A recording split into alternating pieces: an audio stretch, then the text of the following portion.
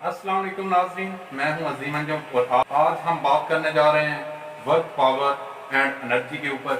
नाज़रीन, हम अपने इर्द गिर्द जो भी काम करते हैं, बाज़ में हम फोर्स लगाते हैं, बाज़ जगहों पे हम फासला तय करते हैं, तो ये सारी अगर इसको एक टर्मिनोलॉजी के ऊपर ले आए तो ये एक फिजिक्स की एक ब्रांच बन जाती है। और आज हम इसी ब्रांच के ऊपर बात करने जा रहे हैं। सबसे पहले बात करते हैं कि वर्क क्या होता है, जिसको उर्दू में हम काम कहते हैं। काम क्या होता है? ये बुनियादी तौर पे अगर किसी जिस्म के ऊपर फोर्स लगाई जाए और वो जिस्म फोर्स की सिमत में कुछ फासला तय करता है तो उसको हम कहेंगे कि ये काम हुआ है। अगर इसमें एक काम है कि सिर्फ फासला तय हो और फोर्स ना लगाई जाए, that is not work done. और अगर दूसरे केस में कि फोर्स लगाई है, किसी चीज को मैंने उठाया है नीचे से लेकिन मैंने फासला तय नहीं किया है, तो ये कहा जाएगा कि काम नहीं हुआ। काम करने के लिए दो शर्त हैं, एक तो किसी जिस्म के ऊपर फोर्स लगाई जाए और दूसरा वो जिस्म उस फोर्स की सिमत में कुछ ना कुछ फासला तय करे। तो अगर इसे हम लिखेंगे तो कुछ ऐसे लिखेंगे,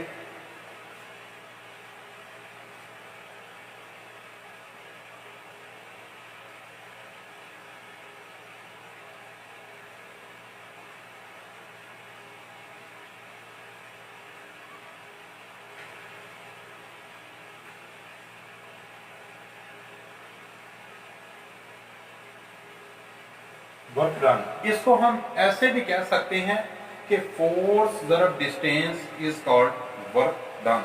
फोर्स और डिस्टेंस का मल्टीप्लिकेशन वर्क डन कहलाता है।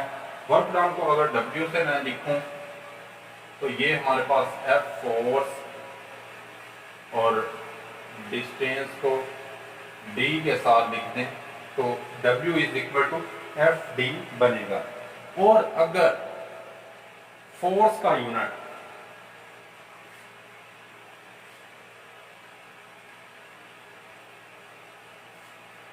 MAS सिस्टम में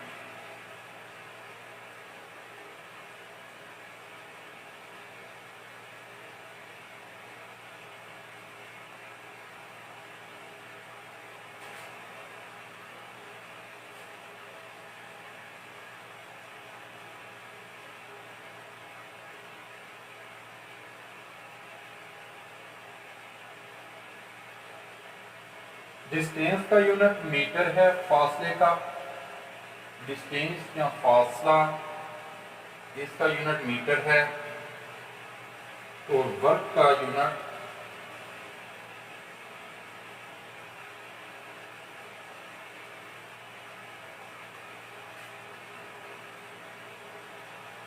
जूल है।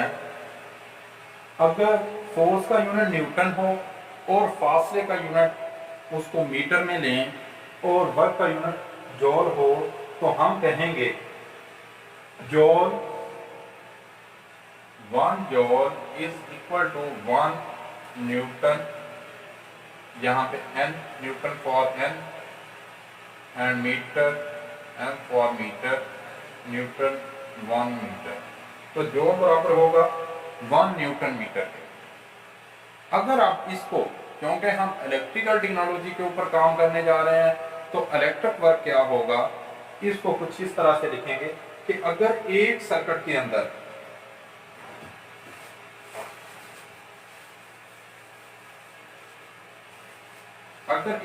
में 1 वोल्ट प्रेशर पर 1 एम्पीयर करंट 1 सेकंड में गुजरे तो काम की मिकदार 1 जूल होगी। अगर कोई इलेक्ट्रिक सर्किट है हमारे पास, उसके अंदर 1 वोल्ट प्रेशर लगाया है और 1 एम्पीयर करंट गुजारी है, कितने वक्त के लिए? 1 सेकंड के लिए, तो होने वाले इलेक्ट्रिकल वर्क की मिकदार 1 जूल होगी। और इसको हम इस तरह से जरा लिखेंगे, electric work done is equal to 1 volt multiply by 1 ampere multiply by 1 second. अगर इसको हम लिखें वोल्ट को बी में यहाँ पे electric work is equal to V, current का एम्पेयर से आई से शो करते हैं, और ये सेकंड टाइम का यूनिट है तो टी से, तो हमारे पास इलेक्ट्रिक वर्क डन की मुसावात वी आई टी आ जाएगी। ये हमारे पास इलेक्ट्रिक वर्क की इक्वेशन आ जाएगी, यूनिट इसका भी जॉल। तो नाज़रीन हमारे पास इलेक्ट्रिक वर्क में है कि अगर एक वोल्ट प्रेशर के ऊपर 1 एम्पीयर करंट किसी सर्किट में से 1 सेकंड के लिए गुजरे तो होने वाला इलेक्ट्रिकल वर्क 1 जॉल होगा, और इसकी इक्वेशन बनेगी वी आई टी। अब बात करते हैं कि ताकत या पावर क्या है, इलेक्ट्रिक पावर क्या है। जैसा कि हम पहले पढ़ चुके हैं कि काम क्या होता है, काम के बारे में आप जानते हैं।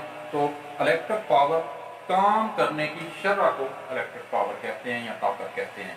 किसी भी चीज या जिस्म के काम करने की शरह को, यहाँ पे वर्ड शरह आ जाता है, वहां पे वक्त का जिक्र लाजमी आता है। Work done according to time duration is called power. तो इसको हम अगर लिखेंगे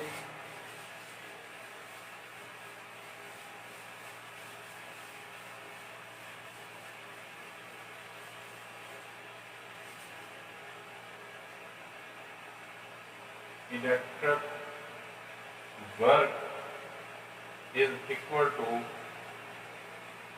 वी आई टी जॉब। तो बात अब हो रही है पावर की, काम करने की शरह को पावर कहते हैं, काम करने की शरह को पावर कहते हैं। काम करने की शरह को नाज़रीन पावर कहते हैं। तो यहाँ पे अगर पावर को मैं लिखता हूँ, power is equal to work done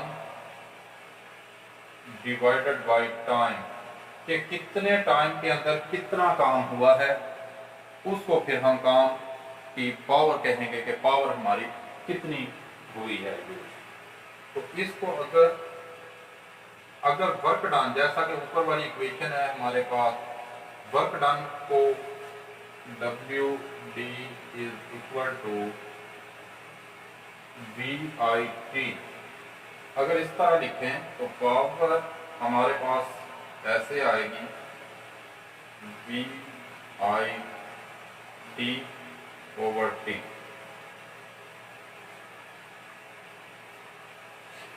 तो अगर वर्क डन की इकाई हमारे पास जॉल हो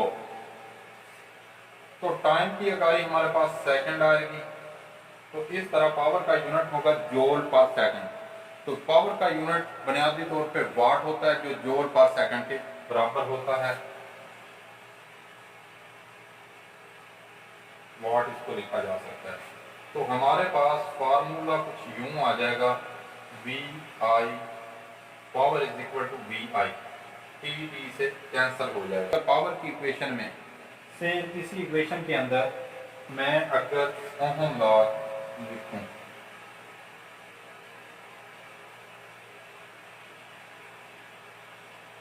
अगर हम इसको ओहम लॉ के मुताबिक देखें तो V is equal to I R, V की जगह पे आई आर पुट करूंगा,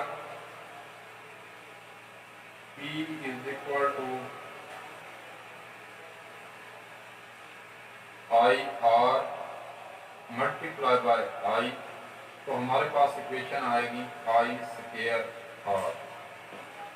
ये हमारे पास पावर की दूसरी इक्वेशन आई है। अगर ओहम लॉ के मुताबिक V is equal to I R की वैल्यू पावर के फार्मूला के अंदर पुट करें तो हमारे पास इक्वेशन हासिल होगी P is equal to I square are.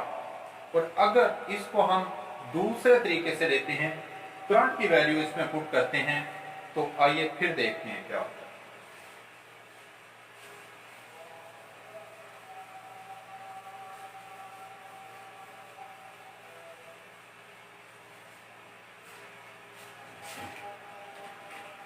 अगर I is equal to V over R, ohm law की वैल्यू इसमें पुट करते हैं तो आता है V multiply by V over R. तो हमारे पास इक्वेशन हासिल होगी वी स्क्वायर ओवर आर।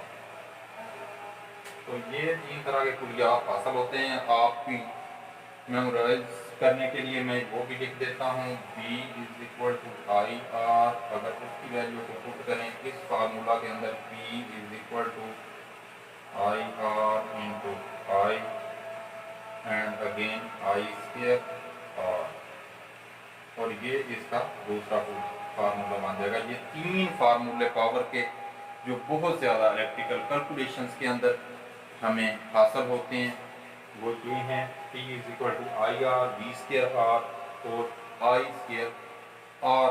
ये तीन कुलियात इस्तेमाल होंगे और इसी से हम हर तरह की पावर की कैलकुलेशन करेंगे। समटाइम्स करंट मालूम होता है, वोल्टेज मालूम नहीं होते।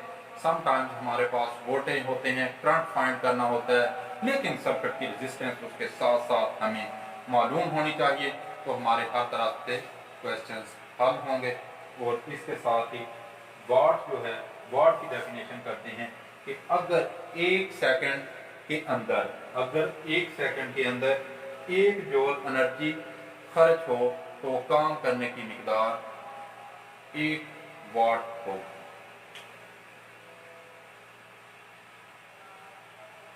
और वाट को लिखने के लिए 1 what is equal two joule पर सेकेंड।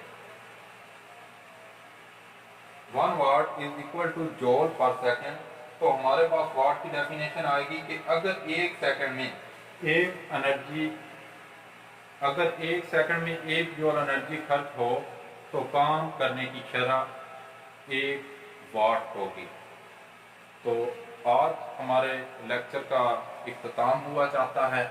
अगर आप लोगों को किसी किस्म की कोई कन्फ्यूजन हो तो इधर क्लिक कीजिए और मेरे चैनल को सब्सक्राइब करें और साथ बेल आइकन को लाजमी क्लिक करें ताकि हम जो आपको नेक्स्ट लेक्चर्स, और अगर आपको कोई क्वेश्चन है तो कमेंट्स में लाजमी लिखिएगा, इंशाल्लाह आपको उसका जवाब देंगे।